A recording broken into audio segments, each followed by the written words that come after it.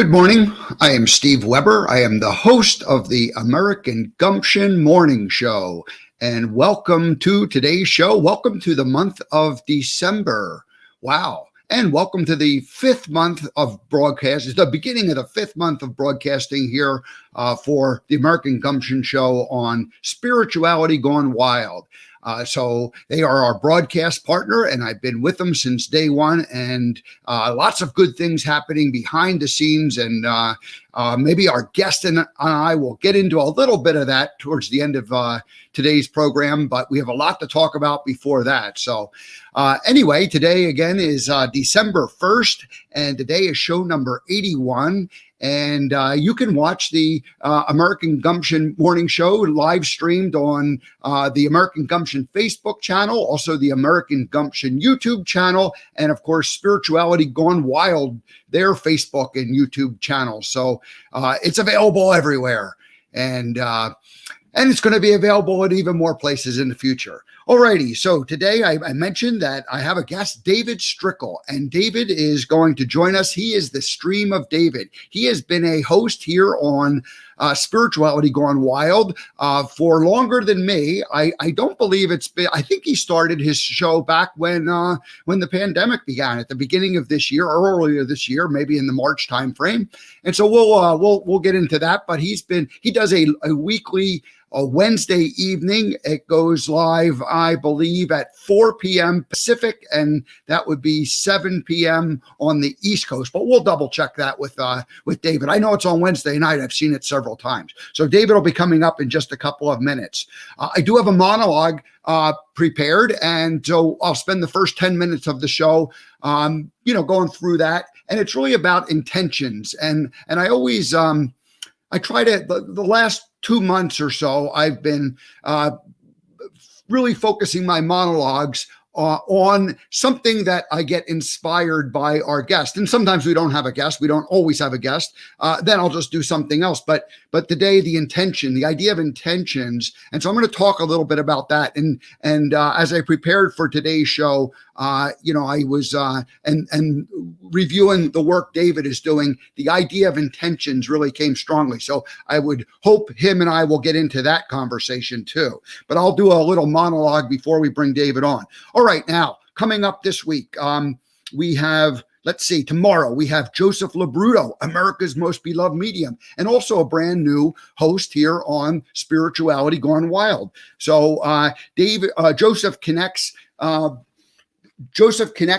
living with the departed. And so he has a direct channel that connects those people who have departed one's life. And his show is also on Wednesday night, and that comes right after David's show. And his show starts at 8 p.m. on the East Coast. So he will be our guest tomorrow. And then another brand new host on Spirituality Gone Wild, Joan of Angels, joins us. And she is a miracle maker. She had her first show last night, and that came on at 10 o'clock Eastern time. I did not stay awake for it. I had it at the beginning of the show, but then I did the replay as I was waking up this morning. And so that's exciting. So she will come in and tell us about the work she is doing. And she is also, she also does channeling. So this is kind of the Spirituality Gone Wild week here at the American Gumption Morning Show.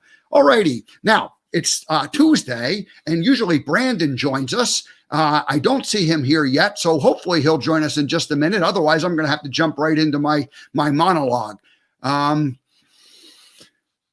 let's just go ahead and do that. We'll start the monologue, and if Brandon shows up, I'll just put a pause on that, and then we'll go from there. All righty. So let me change a little bit of my banners here. Just let's see. We'll go with the American Gumption.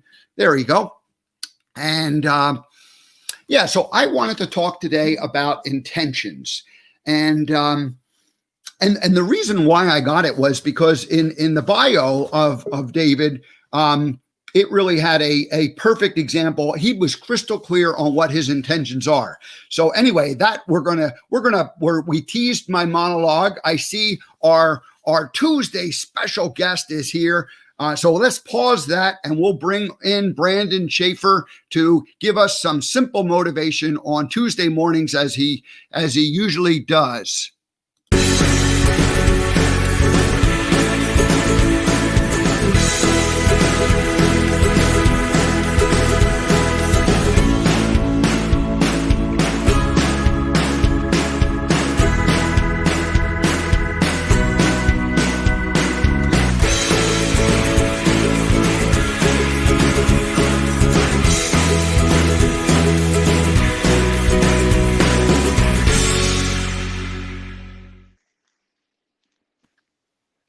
Brandon Schaefer, you're in the house. Welcome to Tuesday Simple Motivation segment. How are you doing this morning? I'm doing good, Steve. And you? I'm doing great. Hey, it's December 1st. We got one more month to go. We'll put 2020 in the rearview mirror and we're going to go charging right into 2021. Listen, I'm just trying to make the next 12 hours here. Next 12, 15 hours. And I'm going to worry about tomorrow. Today, I'm going to make the most of it today. You know what I'm saying? I love it. What do you have for us today, my friend? All right, man. So what I'm thinking about today is actually writing down your thoughts, right? Because we can only remember 2, 3, 4 different things. And what happens is we have all these great thoughts throughout the day. And then at the end of the day, we forget what in the heck they were. So just like I do, I carry around some 3x5 cards and I carry around a pen. And when I think of something, I write it down. And then what I do is I go back at the end of the week and I look through all of my cards and I see what those things were. And then I look and say, hey, which one of these things maybe I want to take some action on? Which one of these things do I need to involve other people on? And that is the way you progress. You progress slowly through daily action. You progress slowly by actually writing down what you want to accomplish or a simple thought in your head. And then seeing if it's something that you can actually bring to fruition, because it is those things that you bring to fruition through action that are going to benefit you the most. So that's all I have for you today, Steve. Simple, easy, short, direct. I don't know if it gets any better than that. That's my boy. I can do it.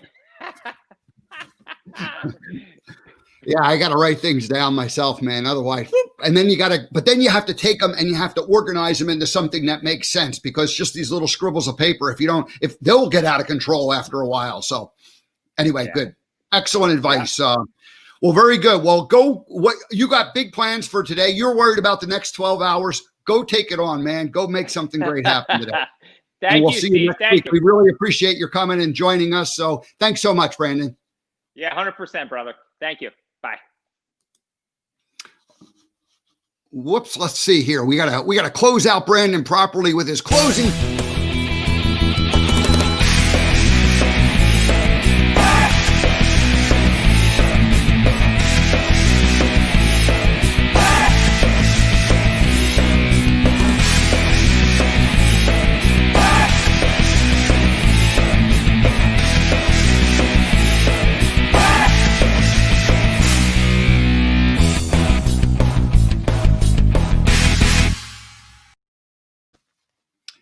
Yeah, Brandon's business is simple business help. And if you have a business, what you use technology and you have different pieces of technology tools that do not connect and talk to each other, and you're frustrated with it, that's what Brandon and his team at Simple Business Help do. Check out his website. They have all kinds of, simple things that they can do to help your business. Again, this is for businesses who have technology that doesn't quite work right. All righty. Thank you, Brandon. Thanks for joining us today. We sure appreciate that. Every Tuesday morning you come in and fire us up and give us a little bit of energy in the morning. We appreciate that very much. All righty. Now let me jump right back into my monologue, and then we'll welcome David Strickel to the show.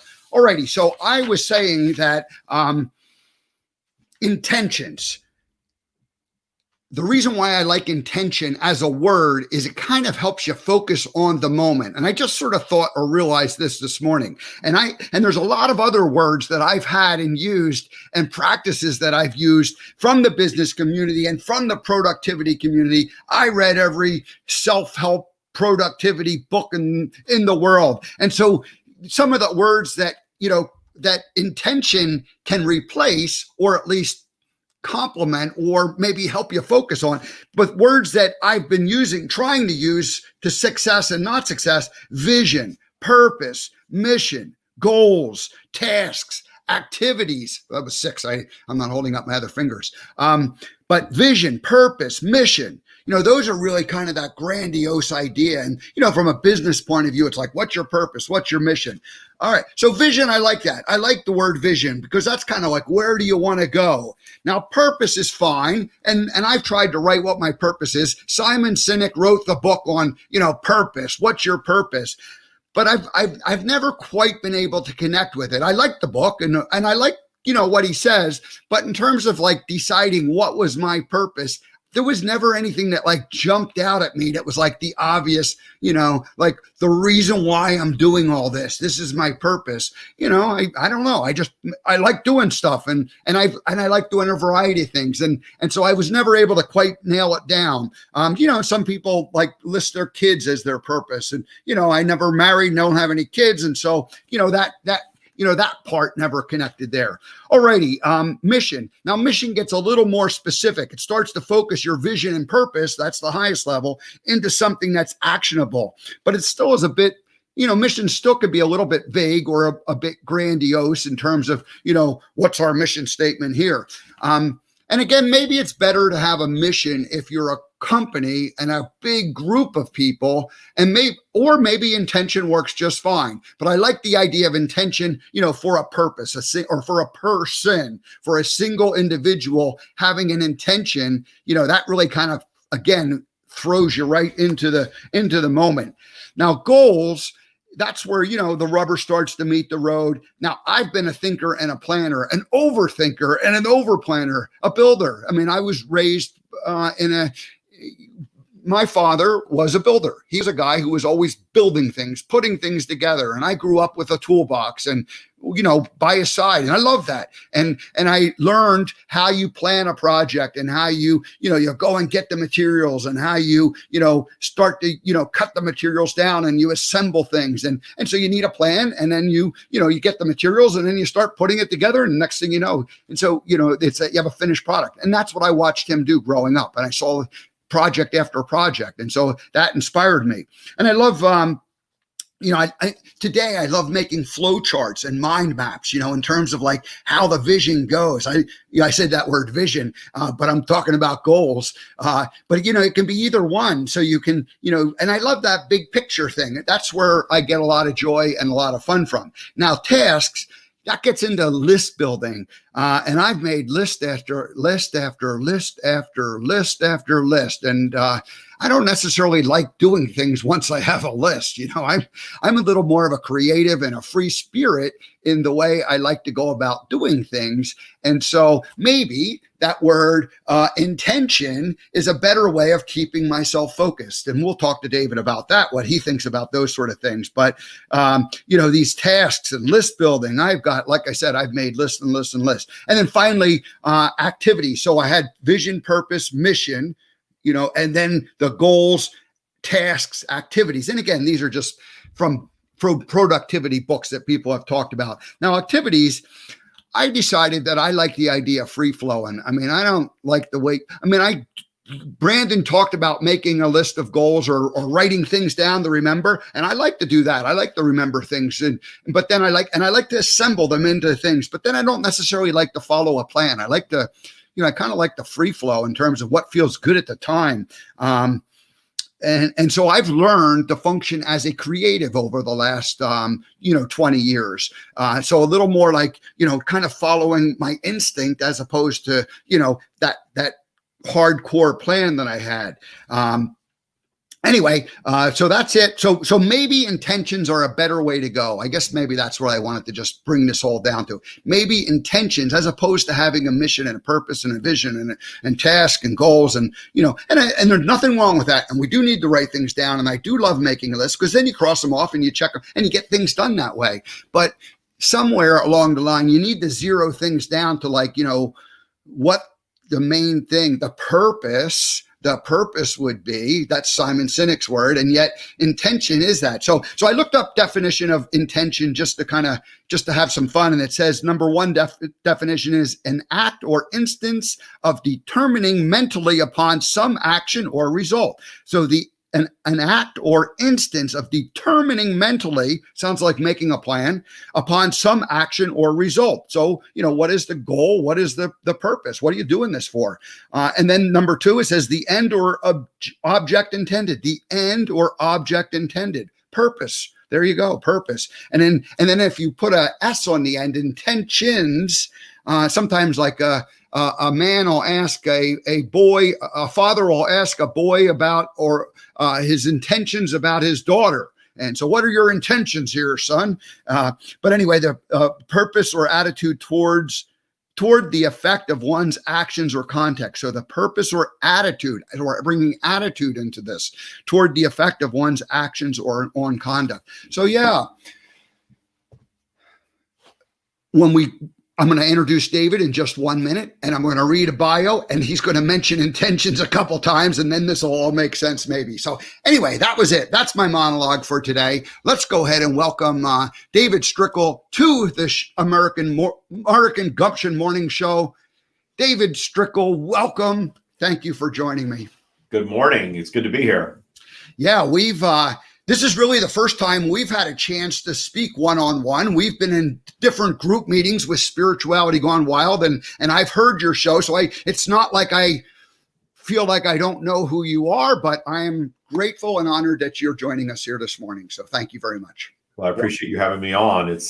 I am an early bird, so it's good to get up in the morning and get a show going. This is 7 a.m., 7:15, 7:17 my time right now, and I actually like doing stuff early like this, so I'm appreciative of the opportunity. Right, because I'm on the East Coast, so it's 10 o'clock my time, and you're out in California. In Southern California, Palm Springs. Very good. And so so when I reached out to you, I said, David, it's 7 o'clock. You're going to have to get up. And you said, no problem. Let's just go for it. So, hey, David, the way this works is I like to read a bio, and I prepared one. I've taken some information that you've published, and then so this will introduce people who you are. And then I have a song that I play for all first-time guests. So hopefully you'll come back again sometime, but you'll never get the song played a second time because it's only for first-time guests. So that's really cool. I like that. All righty. So let me just tell people who you are. David Strickel channels collective higher consciousness from a group of non-physical entities he calls the stream. The stream is here to offer their eternal wisdom and use David as a real-life example in their teachings. Their collective intention is to connect with those who are attracted to their message and offer guidance to a higher purpose here on earth, or a life of true clarity and abundance. This is a very good intention and a very excellent goal that you have. So I love the succinctness of it all. Now, David has the intention to positively impact the lives of 1 million people via his books, podcasts, social media interaction, and his Stream of Abundance Breakthroughs Mastery programs. David's signature mastery program is called the TYA Practice, which he teaches in his TYA Bootcamp. Oh, and let me do a quick screen share because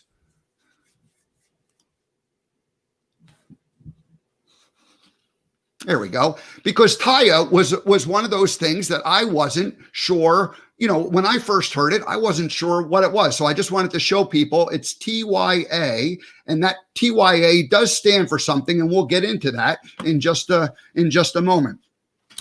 He is also the author of the best-selling book, The Stream: Eternal Wisdom for a Better Life. And there's your book cover. And I just ordered a copy of it this morning. So we will have you back and we will discuss the book next time. How does that sound? I think you'll enjoy it. It's a very unusual spiritual book. A lot of people say that it's unlike anything that you've ever read before. So I hope you enjoy it.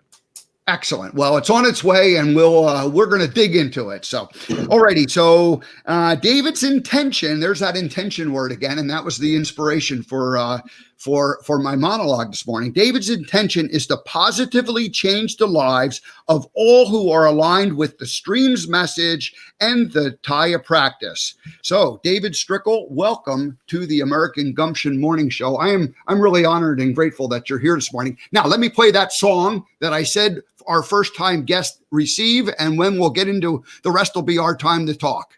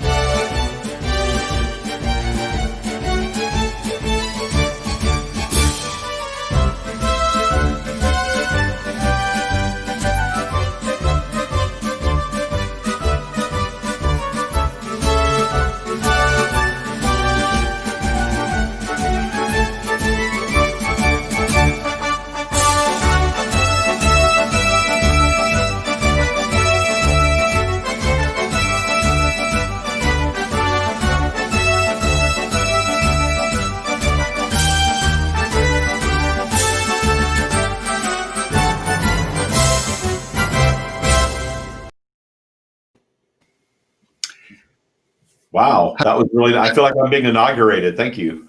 Have you ever had a marching band welcome you onto a broadcast before?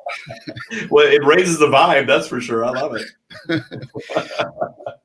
When I started the show back on August 3rd, and I met Debbie just not even 4 full weeks prior to that, I thought, you know what, I want to have like kind of a fun show, a production a little bit. So I had the name American Gumption, and I had a vision for what that was going to be. But I thought, let's bring some Americana into the, into the opening and closing songs, and then the theme song or the welcoming first time guest song. So that's how it all came to be. But it really was, I want to just give a shout out to Debbie G right at the beginning, because she is the one who invited me to do this. I was fully ready to do it. I was like waiting to find some place that give an outlet to what I'm doing. And, it's no coincidence that Debbie showed up. So there you go. Yeah. I adore Debbie, and she's building, has built and is continuing to build a very eclectic group of hosts.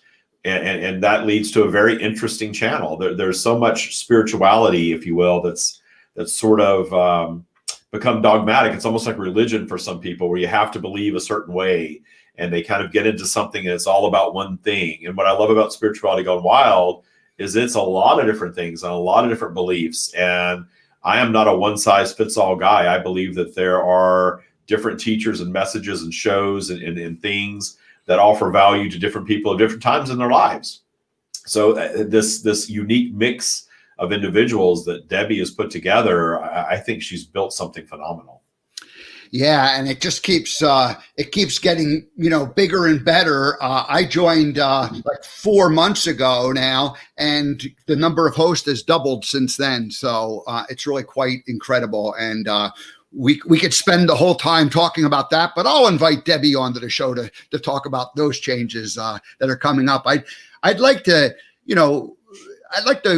get into your story a bit, because you were like minding your own business in the corporate world, collecting things, nice houses and cars, and, training salespeople to produce more, and really going and living a corporate, very much a traditional corporate lifestyle. And then all of a sudden you kind of woke up one day and you went, you know what, this isn't who I am. I need to, kind of go back to,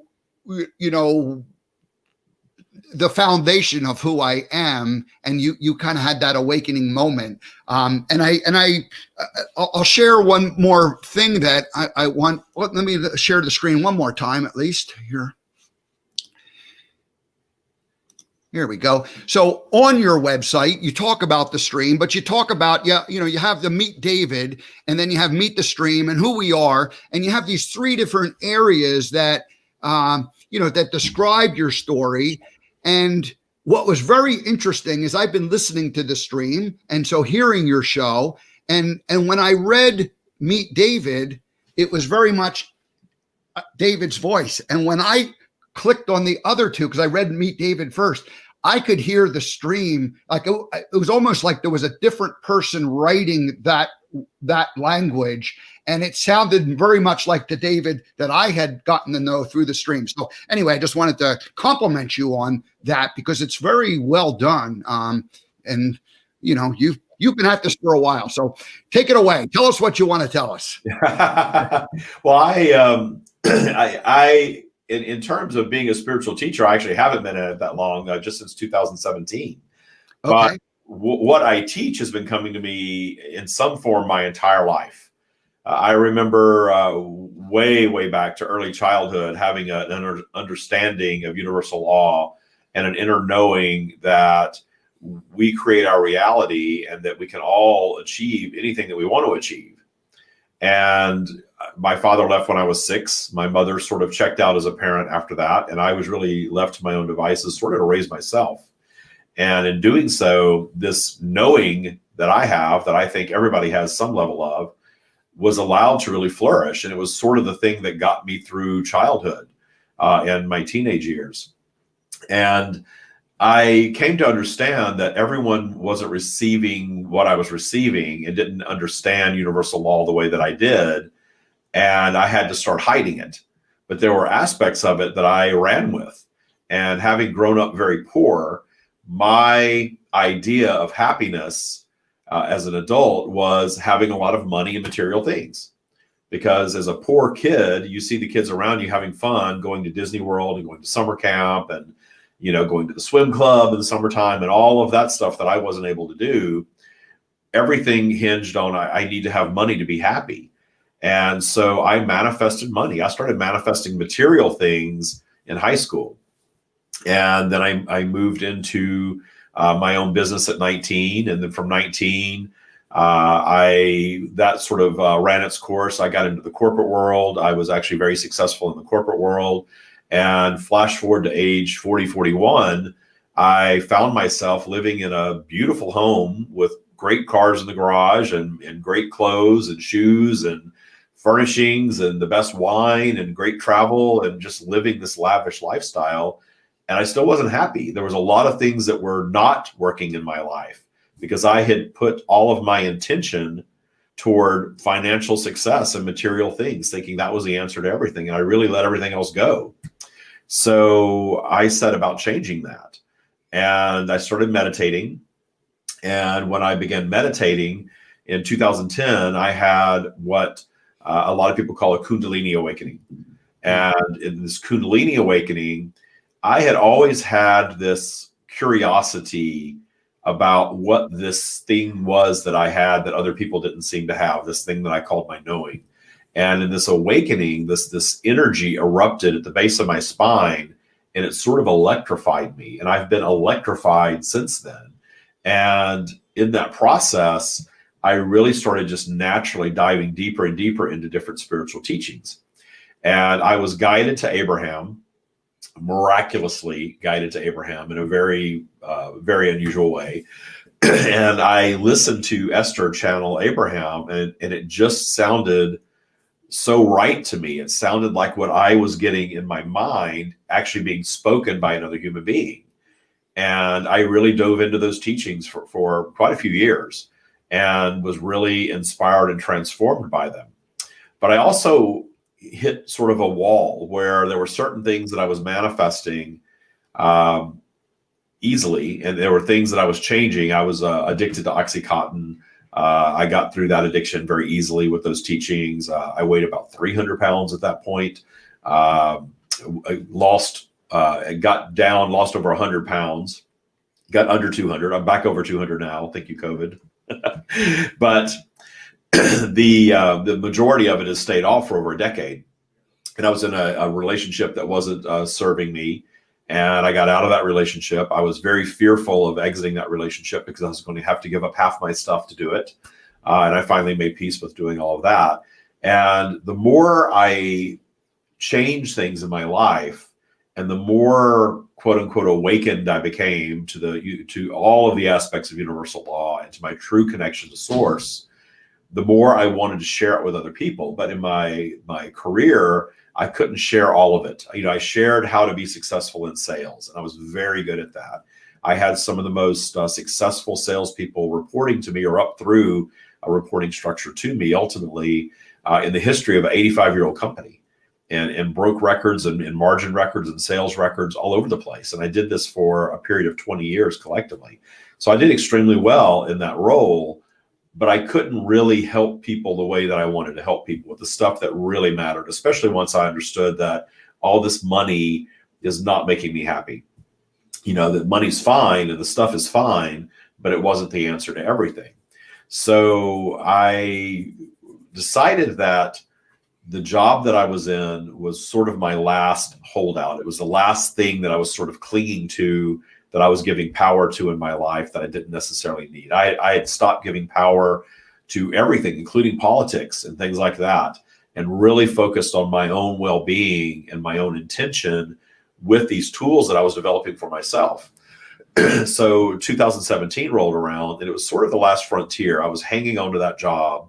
I was earning mid-six figures, living a very expensive lifestyle. And I decided that I was going to start a podcast.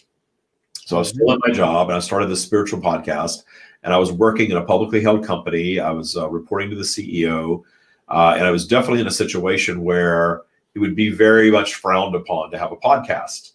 Why are you spending time doing a podcast and not working 24/7, for the company? Right. And I kind of knew that was going to be the first nail in my career coffin, if you will, but I didn't care. That was sort of my first little step out, of needing that security of that job. I just decided I was going to start sharing the stream on a podcast. And I'd spent time learning, really teaching myself to write and speak what I was receiving from the stream. And I didn't even call it the stream at that time. It was just, I called it my knowing. And I came to understand through what Esther was doing that I was a channel. I was told years and years ago that I was a channel, and I was afraid of it. So I didn't really pursue it. And I just called it my knowing. I kept it to myself. I didn't share it with anyone. And when I started writing and speaking it, I realized that this is what Esther is doing.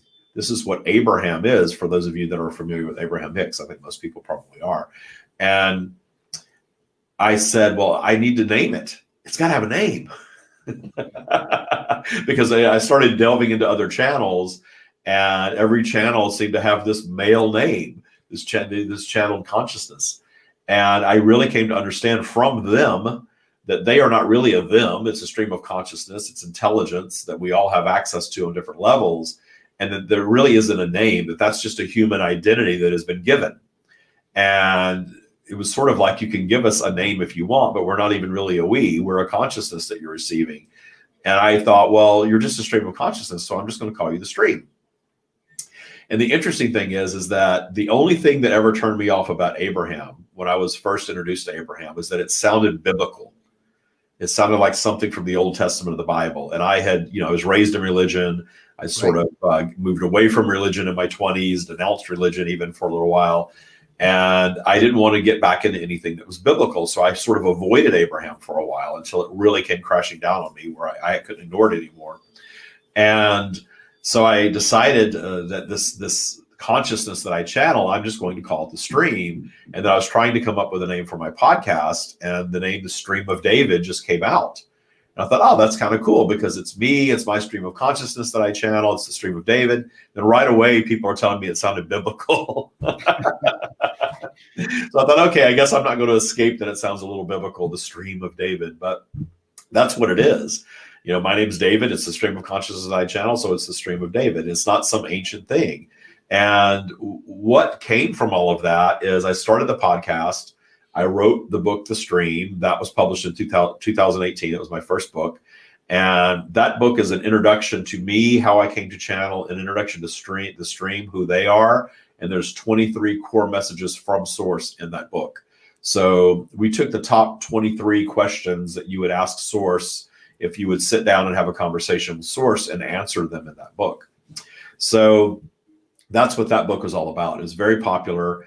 I did very well when I first published it. We still do well with it. I had the podcast. I decided that I was just going to just quit my job. I didn't have a plan.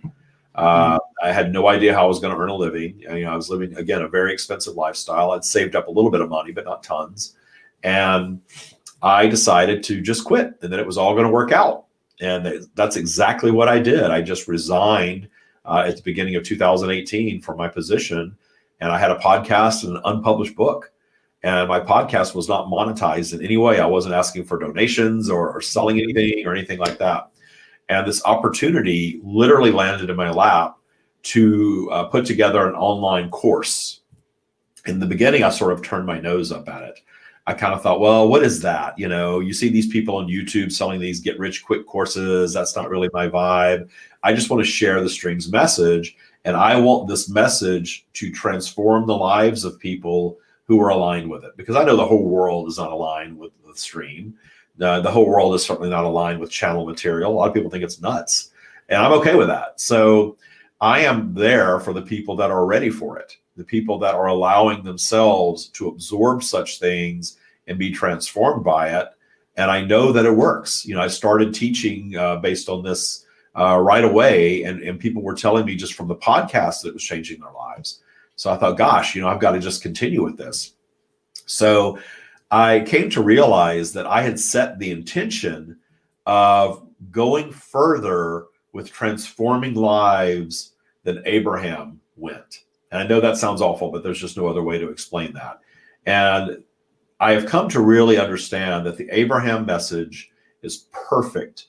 And there's no improving the Abraham message. And it's perfect for the Abraham audience. And there are people who transform their lives with Abraham, and it's all they ever need.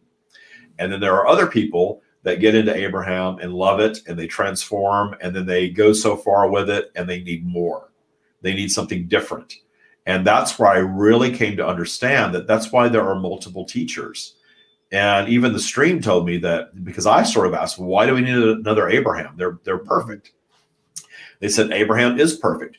The book, The Secret, a lot of people criticize that book because it doesn't go deep enough, but it's perfect because it gives a very surface definition of law of attraction and helps people begin to understand that they create their own reality. So that book and that vibration is perfect for the audience that's ready for it. Some people will read it and experiment with it and say that it's trash and forget all about law of attraction. Other people will be inspired to go even further. Then they find Abraham or they find another teacher. And all of that really got clear to me that we're all out here teaching in our own way. And our audience is our audience. And it's not about, ego, how many numbers or how many stadiums are you filling up, as much as my ego would love that sort of thing. It really is about connecting with the people that are ready for what you're offering and trusting the universe to deliver everything that you need in that process. So TYA stands for Trust Your Abundance, because I have come to understand that trust is the most important word in our language. Law of attraction, it doesn't even matter if you think about law of attraction, because law of attraction is like gravity. We don't think we're going to walk outside and use gravity to stick to the earth.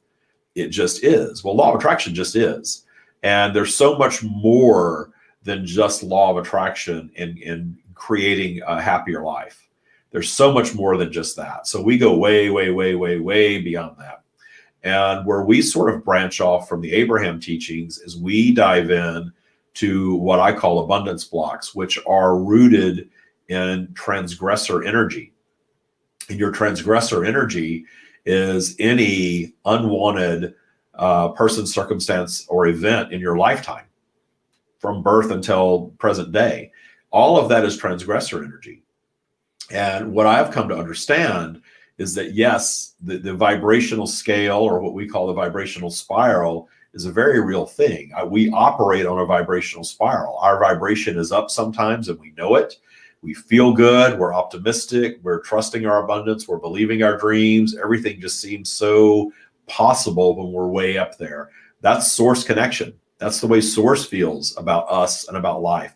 We're connected to source up there. Whether you call it that or something else, that's what that is. And then inevitably, polarity is going to take that vibration down, because we have this vibrational flow that we operate in. And everybody has it. That's one thing that, you can believe the stream or not, But when you start talking about spiral and flow, everybody understands that there's some days they feel great, they feel hopeful, and the very next day they revisit all of those hopeful thoughts, and suddenly it's like, well, how's that going to work?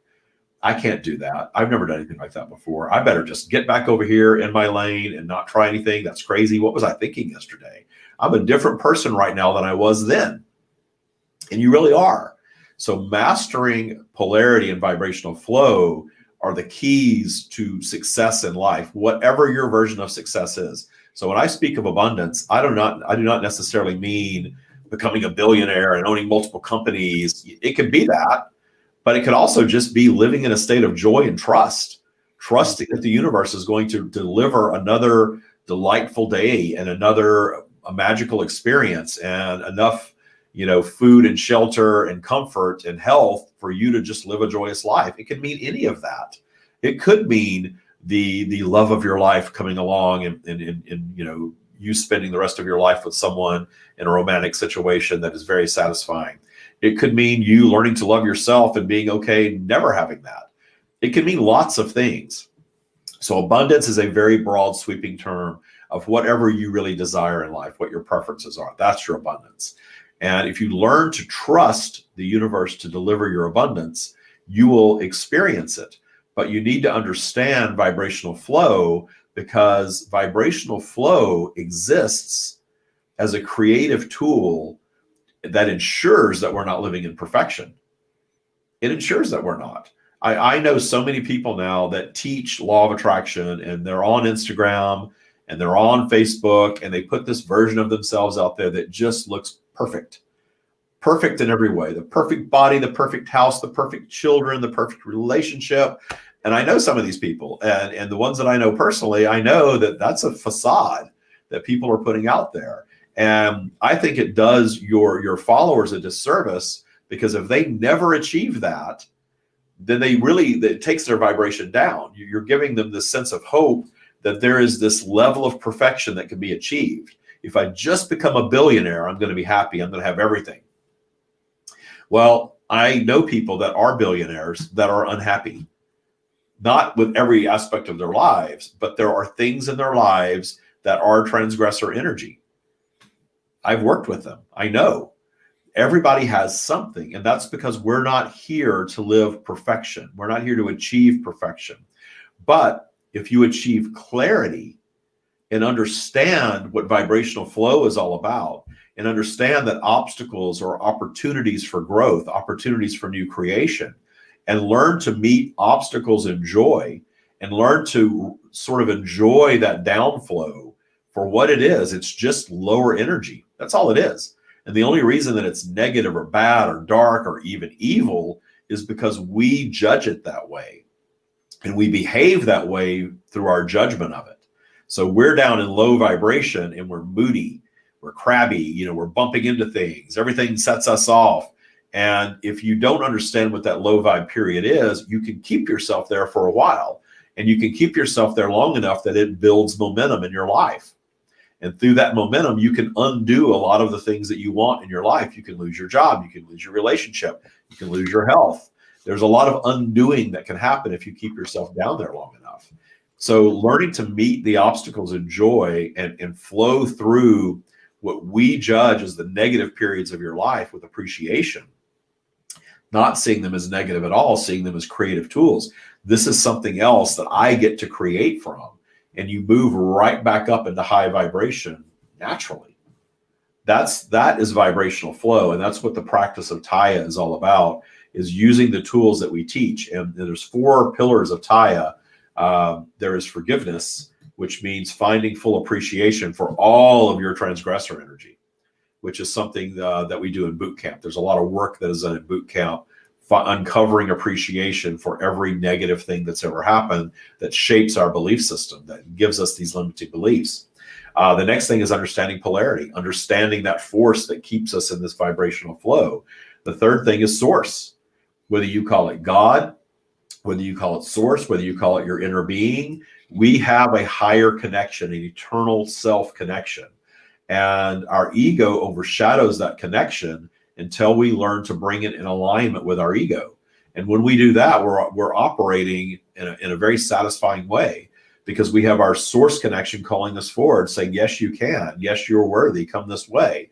And our ego in balance is behind us saying, yeah, we can do this. Let's go. You're worthy of this stuff.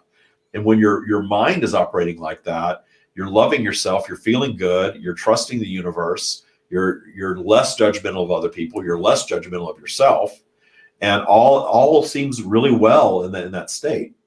And the fourth of the four pillars is intention. Because when you start doing the first three, when you get your source connection going through meditation, appreciation, a daily practice of just keeping your vibe higher, that is your natural source connection. When you understand your vibrational flow so that you're not judging it as a bad thing. Yesterday I was in, a lot of Abraham people call it in the vortex. I was vibing so high, I was feeling great. And today I don't understand. Well, when you start understanding polarity, you just move through that vibrational flow with clarity about it. And then the forgiveness component of it is the cleaning up of the transgressor energy that serves as all your triggers. Those things that drag you down when polarity pulls you down, your transgressor energy sort of grabs hold of you and pulls you down even further and holds you down there. That doesn't have to be. You get those three things working in conjunction, and then you add intention. And you can be as intentional as you want to be. I have come to understand, though, that my intention is to live in joy and clarity. And that if I live in a state of joy and clarity, the abundance will flow in magical ways that I could never even intend. And it has. And I go through these different periods of my life and in my teachings, whenever I'm going through, something that isn't working, I'm the first to come on and start talking about it and what I'm getting from it and what I'm learning and how I'm utilizing it in my life. And then I move through it, and it always transitions to something else. Nothing is ever just stagnant. My only constant that I'm looking for is just joy and clarity. It was boy, you've laid out a lot there. Excellent job.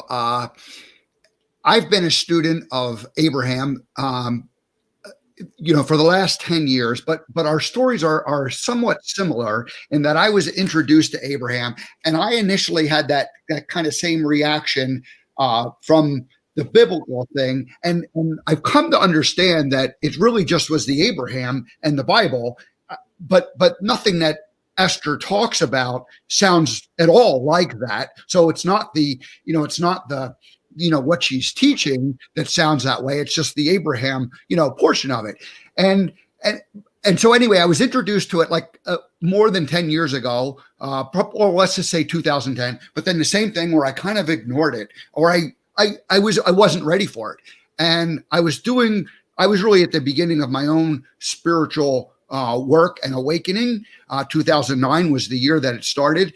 And that first 4 years were kind of very foundational. And as I look at your 4 pillars, I can now see that forgiveness was a big one that I had to work on then. It really was forgiveness of self. It was just, not being so harsh on myself, because I also grew up in a Christian household where, there was a lot of right and wrong, a lot of good and bad, and a lot of shame, over, not following the rules. And, God was this someone to be feared. And so there was all this things that in the last decade, I've been able to clean up in terms of understanding in a whole different way.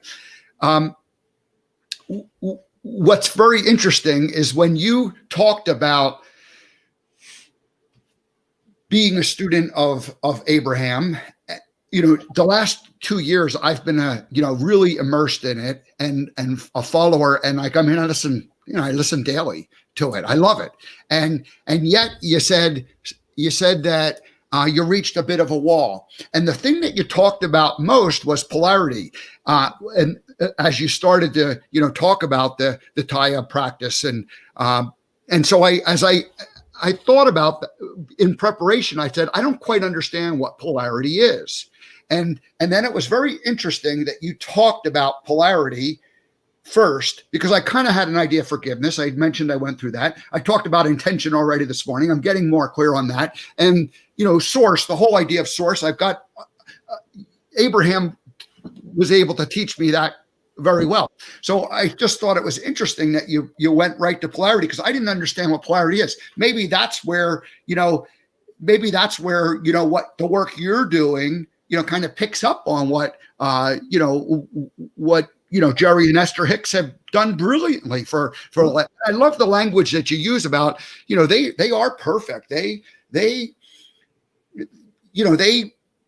have laid out something that's brilliant, and it's helped me so much. And it's, and I would have never, I don't think I would have ever wanted to channel if it weren't for Esther. And I actually acknowledge that in my book, because everything that all the other channels that I encountered were off-putting to me, and that they seemed, either really aggressive or kind of weird, and I was judging it. And Esther was the one that channeled Abraham that was just music to my ears. Even in my first, my introduction to Abraham, somebody gave me the original recordings from 1988. So that was back when Abraham was very different than it is today. But I just sat and listened, and everything that I ever thought from my knowing was just being spoken back to me and all adding up. And I couldn't get enough of it for a long time. And it's a brilliant message. And I think Jerry Hicks was a brilliant marketer in the way they put everything together to appeal to their intended audience. And since then, Esther understands what she's teaching through Abraham very, very well, and holds herself in that space. Yeah. And I think it's a great message for a lot of people. So I always have to be careful to say, I'm as big a fan of Abraham as anyone. I'm not criticizing Abraham. I'm trying to explain that this teacher does this thing extremely well and serves this audience, but that doesn't mean that that is the right message for everyone on the planet, obviously. And there are other people who are going to be served to an extent by that and then need something different. And I get a lot of that, especially in boot camp. There's very few people in my boot camp that didn't start with Abraham. And then they needed to go a little deeper, and they needed to get into a learning environment. And that's kind of what I was driving at when I turned my nose up at the idea of doing an online course. I went and meditated about it. And I always joked that it was sort of like the stream swooped in and said, "Hey, dumbass, if you want to change people's lives, this is how you do it." And I was like, okay, I get it. I'm judging this thing, and I shouldn't judge it. Maybe I should dive into it. And I did. I jumped in. I learned how to do an online course. And again, in the beginning, it was called Abundance Breakthroughs.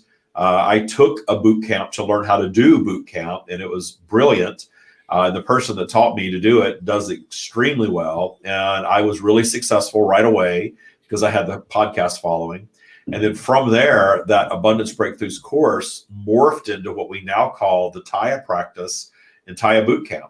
So the TYA practice is only a few years old, but now we have over 100 graduates, and people literally all over the world have changed their lives by taking boot camp and doing this TYA practice and making it their lifestyle.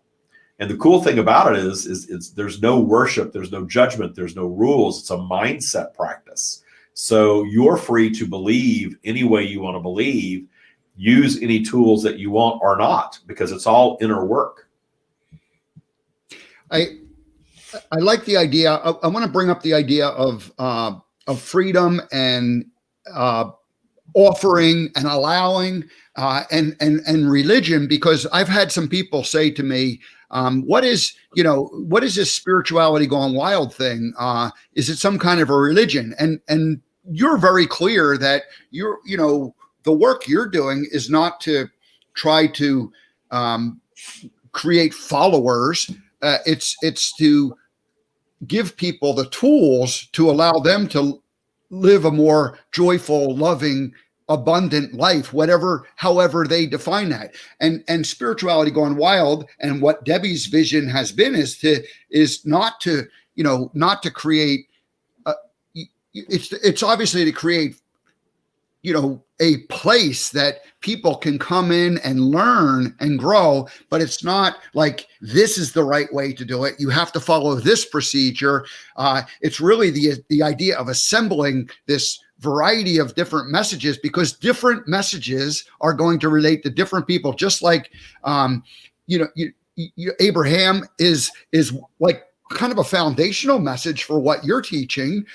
You said most of the people have gone through it, and yet, and everybody appreciated that. But then at some point you go, I want something else. And so the idea of our group, the Spirituality Gone Wild group, is to assemble these different perspectives, different teachers, and let people come in and find, a little bit of this, a little bit of that, and move around and figure out what works for them and help them break through. Because really it's all about the human experience. We all want to help people with a better human experience. Exactly. And I love Spirituality Gone Wild because it's a big tent. It's all sorts of things. There's all sorts of beliefs in there. But when I wrote the book, one of the first things, and a lot of my book is channeled, as you said, on my website, you can tell the difference between the channeled writing and the David writing. There is a distinct difference between those two. And one of the first things the stream said when they were introducing themselves to the world in that book was that, to quote them, "We are the source of all creation. Therefore, we do not need to be worshipped, nor do we need to be obeyed." And it just made such sense to me. Why would if we're going to create, speaking from the stream's perspective, we are source. We're creating physical. We're creating, infinite realities that are physical, and we're going to, create planet Earth, and we're going to populate it with all these different types of beings. We're going to give one type of being, humanity, more intelligence, allegedly, than the rest of the planet. And with that intelligence, now suddenly you have all these rules that you got to live by, and you got to worship me. So you got to worship me. You got to obey me. Here's your rules. Here's how you have to live. All of that is human created judgment. And one of the foundations of TYA, one of the ways that you enable yourself to really trust is removing fear from your life. And when you remove fear from your life, you remove judgment. And anytime somebody wants clarity regarding anything, my advice is take fear and judgment out of it, and you will be very, very clear about what you want, what you should do next. Because if you trust the universe and you remove fear and you remove judgment, and think of how many things in our world are rooted in judgment, even in spirituality, there's a lot of judgment even in spirituality of how you're supposed to do things. You're supposed to be a vegan, and you're supposed to do yoga, and you're supposed to do, there's all these supposed tos when people get into spirituality. Oh, there's crystals, and you need to align your chakras. All these rules and all these supposed tos. All of those things are tools, and there's nothing wrong with any of them because there's no judgment, right or wrong. But we're also not judging any of it, that not doing any of it is wrong. You can live your life, run your life, your body, your romantic life, your financial life, however you want. It's the experience that you're manifesting. And at your best, you are growing and learning from every experience, even the ones that we judge as negative. But when you start understanding that all experiences serve your expansion, there's really no negative. There's nothing that you go through that's really negative.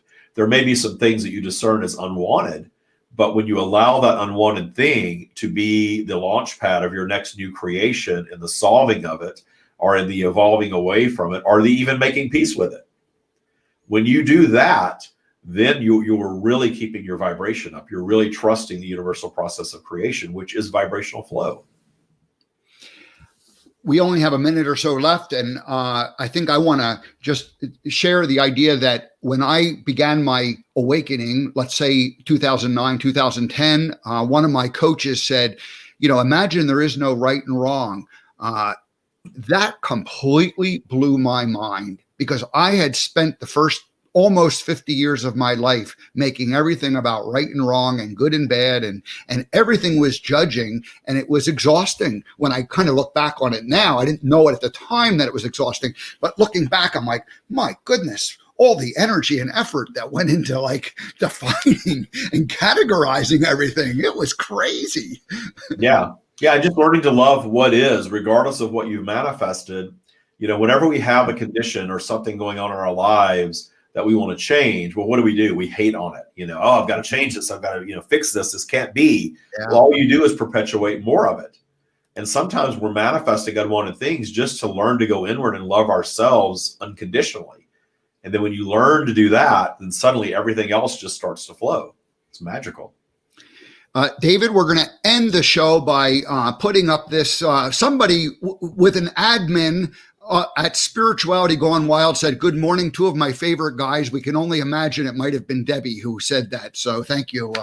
I am really grateful for Spirituality Gone Wild and for this visit. And I wanted to make sure that we had, at least one time that we could meet and talk where it was just going to be Steve and David speaking. And I would hope that we could come back and speak with you again and also bring the stream along. So that would be fun. So anyway, that's your show. It's on Wednesday afternoons on the West Coast. So it's 4:00 your time. Is that 4 correct? p.m. Pacific every Wednesday. And we channel every week in there. So you can get live channeling. You can ask questions every single week. And then I have a podcast also, the Stream of David podcast. Great. And his website is thestreamofdavid.com, and it's very clearly laid out. There's all kinds of, great links and information there and free resources. So please go ahead and visit that. And thank you so much, David. What's your final message to the American Gumption Morning Show audience? Well, first of all, it was fantastic being here. My final message is just take fear and judgment out of your life as much as possible and trust the universe, because if you trust the universal process of creation, it will deliver a magical life. It's your natural state to live just this amazing journey. And when you take fear and judgment out and you really step back and trust and allow that flow process without retreating, then life gets really, really good. All righty. Well, we'll have to leave it at that. Thank you so much, David, for joining us, and we'll please come back again. Although we can't play that the Washington Post March song ever again, because today was it for your first time guest. All righty. I really enjoyed it, so thank you. Thank you so much, David. All righty. Well, whoops, that's David's up there. Let's see. Let's put Steve up there. There we go. There you go. That's right. David has his own show. This will be my show to sign us off with. So anyway, thank you everybody for joining us. Tomorrow we have Joseph Labruto joining us. He is also a host here at Spirituality Gone Wild. Joan of Angels, another brand new host here. Saw her first show last night. She's going to be a great guest on Friday morning. So this is like all about Spirituality Gone Wild week. I am grateful to Debbie G and to the rest of the team. And we will see you all tomorrow. So thank you, everybody. We'll have a great rest of your day, and I'll see you tomorrow morning.